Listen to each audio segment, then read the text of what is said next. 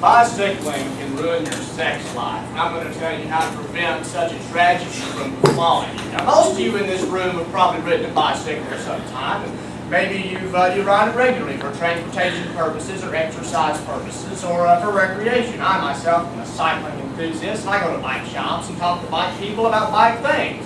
I have friends that ride, and it's a really good time. And also, a lot of studies have been published on how bicycling can really screw up your plumbing. And then the main issue we're going to talk about today is how the main issue is really having a properly designed and well-fitting bike saddle. You say, well, Taylor, why do I need a properly designed, well-fitting bike saddle? Well, an improperly designed, poorly fitting saddle puts excess pressure on the perineum. And you say, what's a perineum? I didn't know I had one. The perineum is your taint. People call it your taint because your taint do nothing with it. That's what I've always heard. But anyway, a European study in 2002 on 20 men found that indeed the type of saddle does affect the amount of blood flow to the genitals. Now what happens is you have your bike seat is putting pressure on your perineum and it's constricting blood vessels. Blood vessels are constricted, which means less blood flow to the genitals, which means you have less oxygen going to your nerves in your genitals, which means nerve damage. And since you're crushing your blood vessels, you have blood vessel damage. And Medicine Net says that occasionally the blood vessel damage is reversible, but it's not a lot you can do about nerves.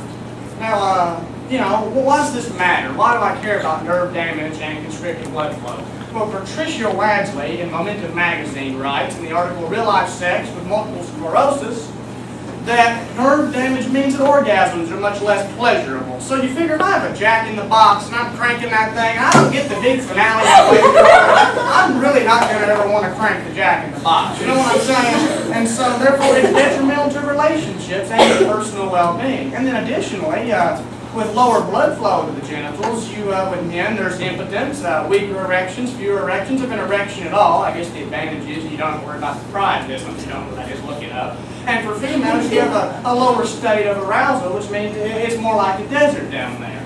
Now, there are preventive measures. Now, I've talked to people at Grand Fondo Cycles in Nashville, Murfreesboro Outdoor and Bicycle, Rex Bike Shop in Henderson, Kentucky.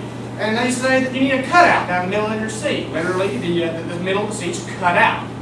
You don't want a soft gel seat. You want a hard seat, an uncomfortable seat that makes your butt sore, because a soft gel seat means you sink down into it. Now, larger people, if I was 6'5", 250 pounds, there's going to be more pressure on my perineum than my current frame. That's just physics.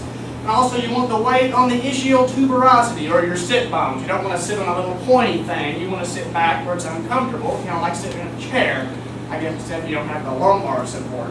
And you want a proper adjusted seat. Some people, I see them on campus, they're riding and their knees are up to their chests. That's not good for your perineum. You want the seat high enough that your leg is almost completely extended when you're at the bottom of a revolution. And the European study I mentioned earlier says that width is also important. You want a seat that fits well between your legs. It's almost important as the proper design of the seat.